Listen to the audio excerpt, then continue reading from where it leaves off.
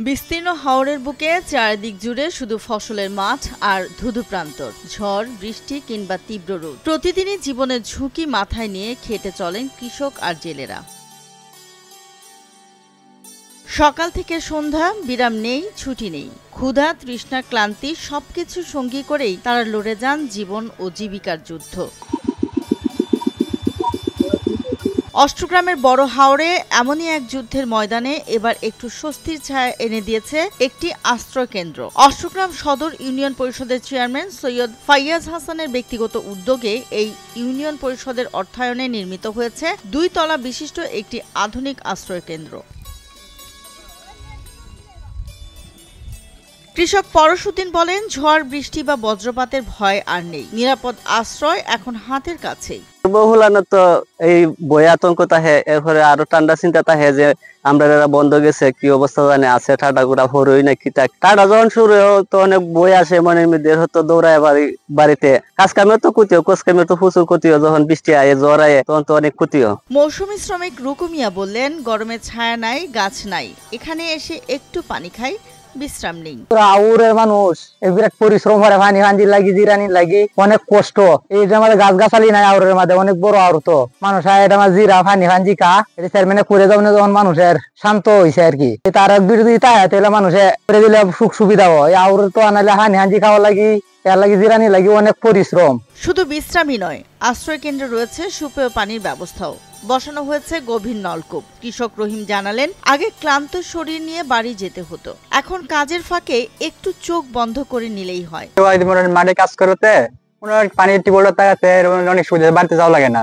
বিভিন্ন কাজ করে, শাওয়ারের কাজ করে তো পানি খাইতে পারে। চোখে স্বস্তির ছাপ নিয়ে মুক্তার মেম্বার জানালেন, অনেক জনপ্রতিনিধি এসেছে, কিন্তু এমন উদ্যোগ এই প্রথম। আরো দরকার এমন আশ্রয় কেন্দ্র। এই আশ্রয় কেন্দ্র শুধু বিশ্রামের জায়গায় নয়, এ যেন কৃষক জেলেদের জন্য প্রাণ বাঁচানোর নিরাপদ দুর্গ। আসলে যে আশ্রয় কেন্দ্র আমাদের চেয়ারম্যান সাহেব যে আশ্রয় কেন্দ্র দিছে, আসলে সারা দেশে এটা প্রশংসার দাবিদার। আর কথা হলো, অনেক চেয়ারম্যান হয়ে গেছে বিগত আমলে, কিন্তু এই ধরনের চিন্তা ভাবনা করছেন। আমাদের বৈশাখ মাসে একটি আতঙ্ক, যে বজ্রপাতের আর কোনো কৃষকের কোনো জায়গা নাই এই আশ্রয় কেন্দ্র ছাড়া। আরো যদি আগামীতে আরো যদি কিছু দেওয়া যায়, এখানে বিভিন্ন পয়েন্ট আছে, পয়েন্টে দেওয়া গেলে এই হাওরটা তো বাংলাদেশের মধ্যে অনেক বড় হাওর, এই হাওরটার মধ্যে যদি অনেকগুলো দেওয়া যায়, তাহলে কৃষকের অনেক উপকার হইব, আতঙ্ক থেকে কিছুটা কৃষক মুক্তি পাবে। আর চেয়ারম্যান সৈয়দ ফাইয়াজ হাসান বলেন, হাওর অঞ্চল বজ্রপাত প্রবণ, মানুষের জীবনের নিরাপত্তা ছিল না, তাই এই আশ্রয় কেন্দ্র করেছে। মানুষের মুখে শান্তির কথা শুনে আত্মতৃপ্তি পাই। কৃষি বাঁচলে দেশ বাঁচবে, কৃষিকে বাঁচাতে হলে কৃষককে বাঁচাতে হবে। প্রতি বছরেই হাওরে শুকনা মৌসুমে এবং বর্ষা মৌসুমে কৃষক এবং জেলে মারা যায়। তাদের নিরাপত্তার জন্য আমাদের কোনো ধরনের উদ্যোগ নাই, কোনো ব্যবস্থা নেই। তা আমি সরকারের কাছে উদাত্ত আহ্বান রাখবো, জরুরি ভিত্তিতে এই হাওরে যেন বিভিন্ন পয়েন্টে আশ্রয় কেন্দ্র স্থাপন করা হয়, এবং আশ্রয় কেন্দ্রের সঙ্গে বজ্র নিরোধন দণ্ড স্থাপন করা হয়। এবং এই দণ্ডগুলো স্থাপন করা হলে এই বজ্রপাত রোধে আমাদের কৃষকের প্রাণ বাঁচবে, জেলেদের প্রাণ বাঁচবে। জেলার ত্রাণ ও পুনর্বাসন কর্মকর্তা মোহাম্মদ বদরুদ্দোজা বলেন, জেলার অর্ধেক হাওর অঞ্চল জুড়ে, অথচ এখানে মাত্র একটি আশ্রয় কেন্দ্র। বাড়ানোর বিষয়ে ঊর্ধ্বতন কর্তৃপক্ষের সঙ্গে কথা বলবো। বিগত 6 বছরে প্রায় 100 জন বজ্রপাতে নিহত হয়েছে, তার মধ্যে 12 জন নারী এবং অবশিষ্ট পুরুষ।